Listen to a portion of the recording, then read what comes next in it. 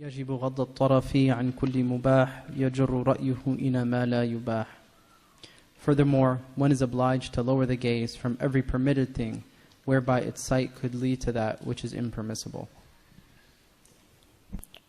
أعوذ بالله من الشيطان الرجيم. بسم الله الرحمن الرحيم، والصلاة والسلام على سيدنا محمد وعلى آله وصحبه وسلم تسليما كثيرا، ولا حول ولا قوة إلا بالله العلي العظيم. اللهم افتح علينا حكمتك وانشر علينا رحمتك يا ذا الجلال والإكرام. اللهم علمنا ما ينفعنا وانفعنا بما علمتنا وزدنا علما. Alhamdulillah. So غض الطرف is obviously from the Quran. Allah subhanahu wa ta'ala commands the believing men and believing women to lower the gaze. And so the tarf in Arabic is one of the words for gaze. So he's saying it's an obligation, it's wajib, to lower the gaze. عن كل مباح يجر رأيه إلى ما لا يباح. So looking at something that in normal circumstances would be mubah, but because it leads to something, and this is called in usul, you have something called sadda dharaya. Dhari'a is a means to something. So it's like cutting off the pretext, the means to something that is haram. So if something in and of itself is not haram, but it's the means to something haram, then sometimes the scholars will tend to argue on that you should prevent that pretext. So for instance, they traditionally, and this is certainly the hukm that you'll find in all of the books of fiqh, that it's not permissible to look at the face of an ajnabiyya. Ajnabiyya, and basically there's three things that create mahramiyya.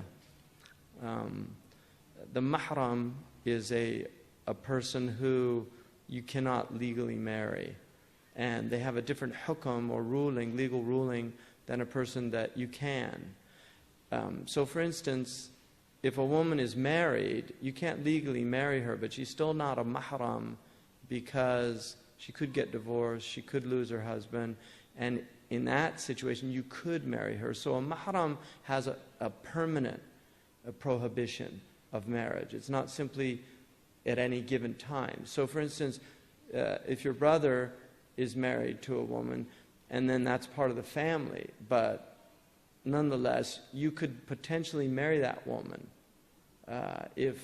because it doesn't prohibit a brother from marrying the wife of his brother if she died, something like that. Whereas the father, it's not the case. It's prohibited for the father. Once the marriage contract takes place, then it's mu'abbad. So the father can never marry that woman, and so she becomes mahram for that. And in that case, she can take off her scarf, and she has a different set of rulings, which he's going to get into. So what he's talking about is the ajnabiyya. This is the woman who is not mahram.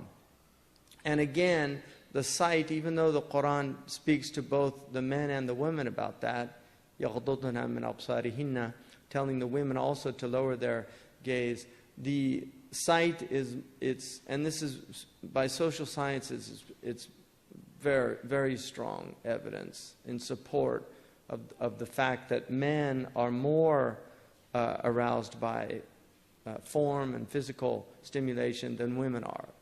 But that does not mean that women aren't attracted physically also. I mean, it's certainly not the case. But the prohibition here is to look at something that is going to lead to some harm. And that's where the scholars have said it's not permissible to look at somebody if there's a fear of fitna.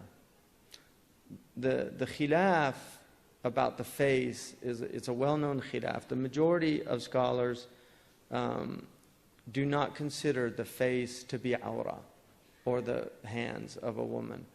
But there are many, many scholars, and if you probably took a consensus, you'd find, I don't know, I don't want to say that, but there are many, many scholars that argued that when times get corrupt, then women should cover their faces. And this is why you got veiling became so prevalent in many, many Muslim countries.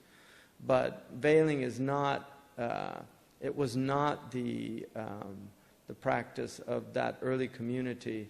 The Hajj, the woman is not permitted to wear a veil during the Hajj, going around Kaaba, or to wear gloves.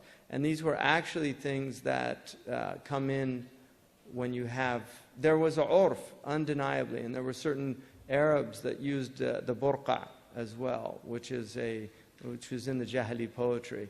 But women tended to have a khimar, which is a head covering. And this is why people that say, oh, there's no headscarf in the Quran, they don't know Arabic, because the khumar in the Quran that's mentioned are the head coverings. And they were told to take their head coverings, which was jahili urf, and to cover the bosom, the jiyub. The jayb is a cut, like your jayb in your pocket is a cut. So the jayb is the neckline of the woman's clothes.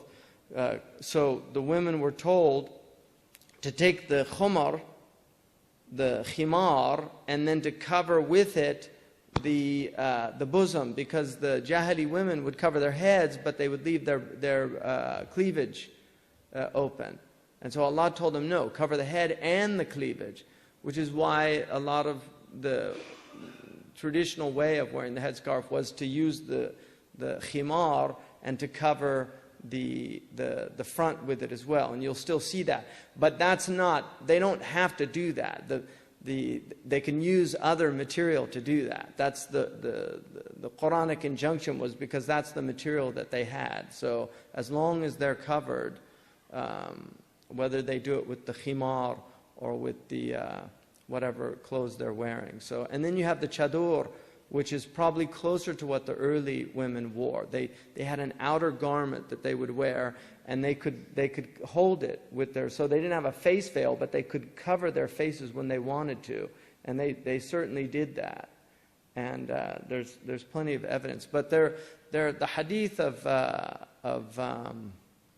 at the Hajj, when the Prophet ﷺ was giving the farewell khutbah, is very clear, because he took the face of Al-Abbas' son, and he moved it away because he was staring at a woman, and he turned his face away from her. So he didn't tell the woman to cover her face. He told the man to lower his gaze. And so what he's saying is it's not permissible when there's a fitna, and also if looking for any long period of time will lead to a fitna. And again, when they say fitna, they're talking about ladha. And then he talks about, whether it's not, is it an obligation for her to cover her face or not? This is a big khilaf in the tradition, and you get opinions. If you go to certain places, it's just an assumption that they have to cover their face. So if you go to certain places in the eastern province of Arabia, it's very, very strong there. The urf is very strong for a woman to cover her face. Obviously, in Saudi Arabia today, that is the dominant position, and the ulama rigorously adhere to that, which is why you will find people get upset if people don't cover their face. It's become a lot more lax since I've become a Muslim, and because I've been going to Arabia since the early 80s, and it's changed drastically. It's a completely different culture, especially in the Hijaz. So globalization is having its effect. I personally think that the veil will probably die out almost, and it will be taken not as a cultural, like in Arabia, it's part of the culture. So it'll become a religious adaptation. People adopt it, women will adopt it for religious reasons, not for cultural reasons. And so I don't think it's going to go away permanently. I think there will always be people. The arguments for it are compelling. Both sides are strong, but it's not like you can't say it's a weak position, or no, it's there. Shaykh Abdullah bin Bayya is of the opinion And I certainly concur with him about that. That in the West, the veiling is very problematic because it's so alien to the urf of Western society. And veiling tends to actually be a very negative thing. Like it's associated with bandits and criminals. But women did used to wear face veils, and widows wore veils in the West. So they did cover, they had veils. And I actually have a picture of my great-grandmother with a full face veil on for Easter services. And that was in the 1920s. I actually wanted to write an article. My grandmother wore a face veil, and she was Irish Catholic. Because people did used to wear face veils. And this idea of banning them is very weird. Because what do you do on ski slopes? Do you give them tickets?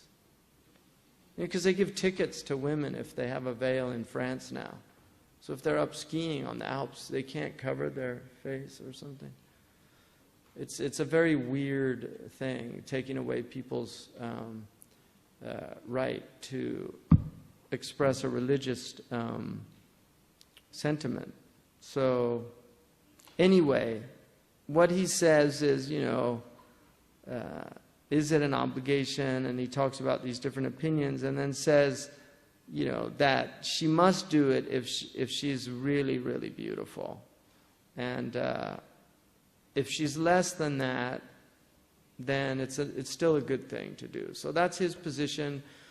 In Mauritania, the women actually don't wear face veils, but they do sometimes, they wear their milhafa in a way where they can cover their faces. So they don't have the tradition of a niqab, what's called a niqab.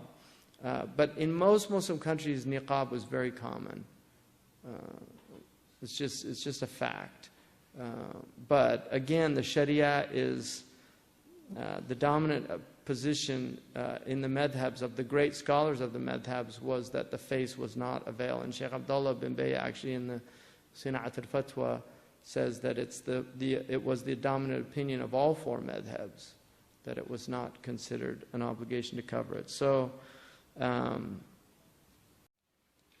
an ideal Islamic state should a government impose hijab.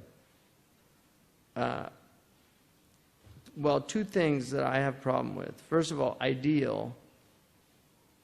I don't think the ideal Islamic polity was during the life of the Prophet ﷺ, and there's no indication that he imposed hijab. I mean, women, that was the urf of the society, to wear it, and what the Quran told them to do was to cover themselves, and they did it. So their iman that was the level of their iman. But I think any type of coercion, la ikraha fid din, any type of coercion leads to hypocrisy. You just turn people into hypocrites, and they don't believe what they're doing. And obviously, every society has standards. So America has a hijab, England has a hijab, and they impose it by law. You cannot walk naked in the West. It's illegal. You'll be arrested. So that is an imposition of a hijab law.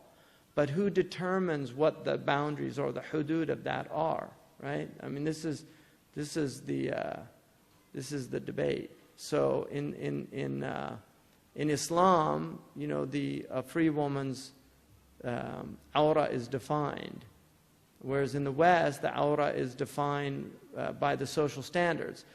100 years ago in the West, a woman could have been arrested for wearing a miniskirt, right? Because it would have been considered public lewdness, and she would have been arrested. Well, that's not the case anymore.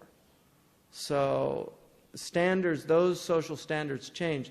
The Sharia doesn't change.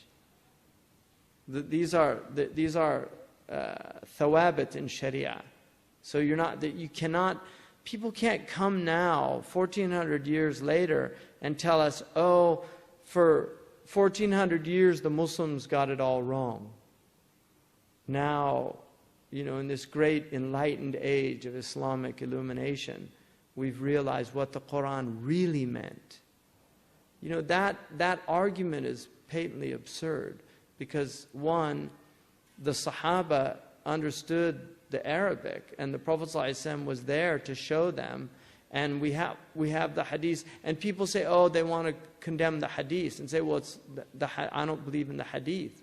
There are mutawatir hadith that you cannot condemn. If you condemn them, it's the same, because we have, we have an epistemology. Just like the West has an epistemological approach to things, Muslims have an epistemological approach to things. So we have mutawatir, that's part of our epistemology. We have ahad, that's part of our epistemology. We have akhbar, we have dhanniyat, we have hadsiyat, we have wahmiyat. These are all part of the epistemological approach of Muslims.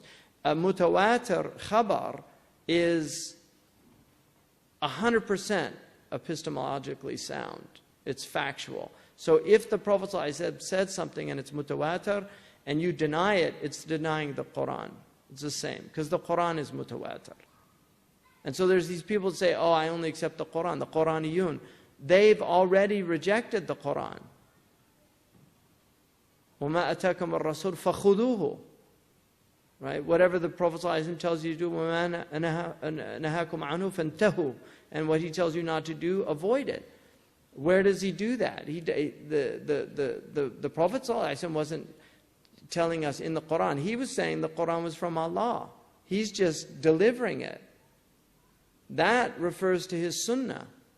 And he said, don't, لَا أُلْفِيَنْ أَحَدُكُمْ مُتَّكِيًا عَلَىٰ أَرِيكَتِهِ. Let me not find one of you reclining on a comfortable couch and saying, مَاذَا وَجَدْتُمْ فِي هَذَا الْكِتَابِ فَاتَّبِعُوهُ. Whatever you find in this book, follow it. And if you don't find it in this book, just leave it. And he said, they won't mention my sunnah. And he said, Wallahi utitu al-Qur'ana wa mithlu. I was given the Quran and its like, which is the sunnah. So to deny the sunnah is to deny half of Islam. Because it's La ilaha illallah, Muhammad Rasulullah. It's God and it's the messenger of God. The Quran is the word of God. It's not the word of Muhammad sallallahu alaihi wasallam. But the hadith is the word of the Prophet sallallahu alaihi wasallam from Allah. But it's the Prophet ﷺ telling us, and we have to follow the Prophet ﷺ. So to deny the hadith is kufr. If you deny the whole body of hadith, you're kafir. You're not Muslim. You're outside of Islam. To deny a hadith in al-Bukhari is not kufr. If somebody says, I can't believe in that hadith, that's not kufr. It's not something I would risk. You should at least say, I don't think he said it, but if he said it, I believe it. It's a more intelligent approach, agnostic, about the hadith, not about Allah. Right? So, and an ideal Islamic state is an ideal Islamic state of mind. And that's where you won't need to impose the niqab if you have an ideal, the hijab, if you have an ideal state of mind in the Muslim woman. You won't need to impose it.